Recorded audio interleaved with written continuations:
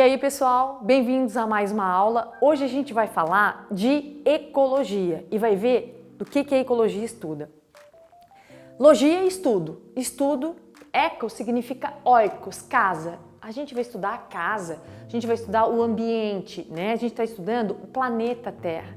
A gente vai ver que a gente vai tentar entender como é que esses seres vivos interagem, como é que eles vivem, né, no ambiente. E para entender isso, a gente precisa entender os níveis de organização da vida. Começa na menor parte até o planeta Terra. Então, olha só, molécula química, as moléculas químicas estão dentro, né, das células. O conjunto, as células se organizam formando os tecidos se organizam formando os órgãos fazem parte de um sistema e os diferentes sistemas estão dentro de um organismo. Cada ser vivo é um organismo, né? E aí, conjunto de seres da mesma espécie, população, conjunto de seres de espécies diferentes, comunidades. Essas diferentes comunidades interagindo com os elementos que não são vivos, a gente tem um ecossistema e os diferentes ecossistemas estão dentro do planeta Terra, estão dentro da biosfera. Então a gente tem uma leitura, né, micro para o macro, macro para o micro. Então a gente sabe que o planeta Terra ele é repleto, é a nossa biosfera, é o local onde existe vida. E aí, dentro da biosfera, a gente tem os ecossistemas, né? Os ecossistemas mundiais, os ecossistemas nacionais. E os ecossistemas, eles são formados por comunidades e por populações de seres. E cada indivíduo, cada ser vivo, ele vai ter, né, sistema, ele vai ter órgão, tecidos, células e moléculas químicas. Então, a gente tem os níveis de organização da vida. Então, por isso que esses conceitos são tão importantes.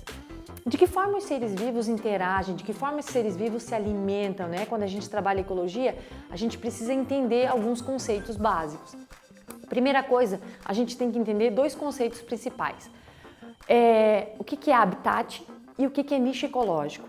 Habitat é onde a espécie vive, né? Eu posso dizer que a Vitória Régia vive, né, na floresta amazônica, é o habitat dela. Eu posso dizer que o palmito, o açaí Jussara, o habitat dele é a Mata Atlântica, é o local onde a espécie vive. Aonde nós vivemos? Nós vivemos na cidade de Araranguá, esse é o nosso habitat. E as espécies, né, dentro dos seus ambientes, vivem em alguns locais, é o habitat delas.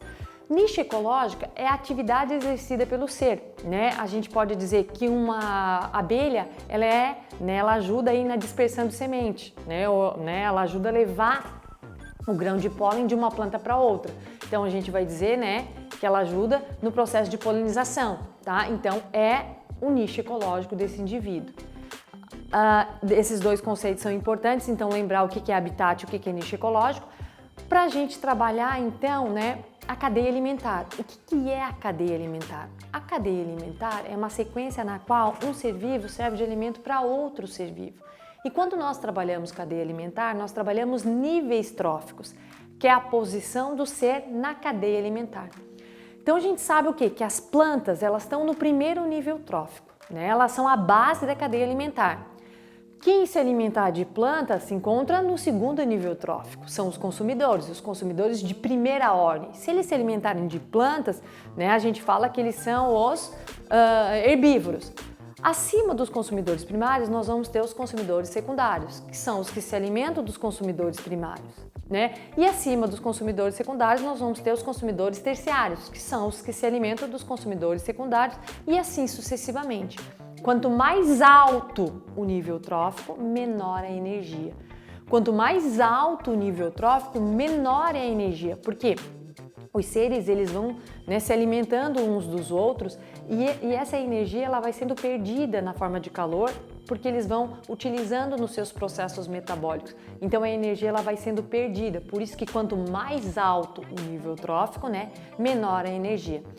A gente classifica os seres de acordo com o hábito alimentar nos produtores, que são aqueles seres que produzem o seu próprio alimento. Quem são os produtores?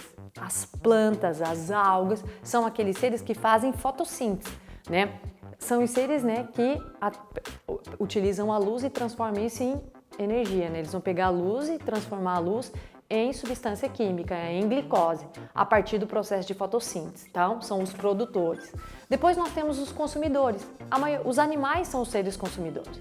Os consumidores são aqueles que vão se alimentar de outros seres, né? Eles não produzem o seu próprio alimento, né? Eles são heterótrofos. Já as plantas e as algas, que são produtores, eles são autótrofos. E aí, a gente tem os decompositores, são aqueles que degradam matéria orgânica. Os decompositores, né, eles podem ser encontrados em qualquer nível trófico. E a gente tem, né, então, produtores, consumidores e decompositores.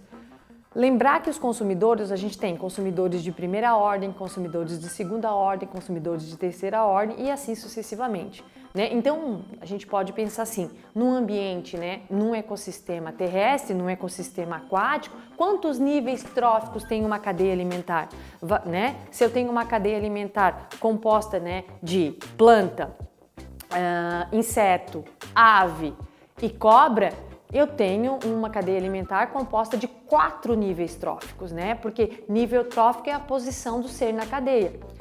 A planta é o produtor, ela está no primeiro nível trófico.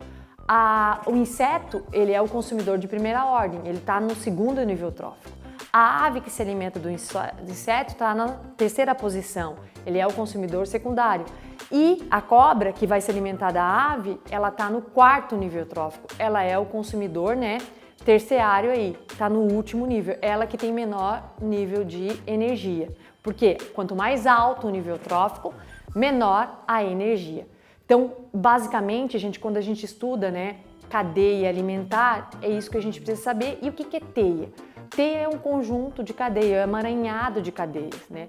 Teia alimentar é um conjunto emaranhado. Por exemplo, para vocês entenderem, um organismo pode ter mais de uma posição dentro, né, dessa teia alimentar. Então a gente tem aí um ecossistema aquático, onde a gente tem alga, peixe 1, peixe 2 e ave, tá? E aí a gente pode ver que a alga serve de alimento para o peixe 1, o peixe 1 serve de alimento para o peixe 2, né? E o peixe 2 serve de alimento para a ave, né? A gente tem também 4 níveis tróficos, mas digamos que a gente tenha, né, aí o peixe 2 que se alimenta diretamente da alga e além de se alimentar do peixe 1.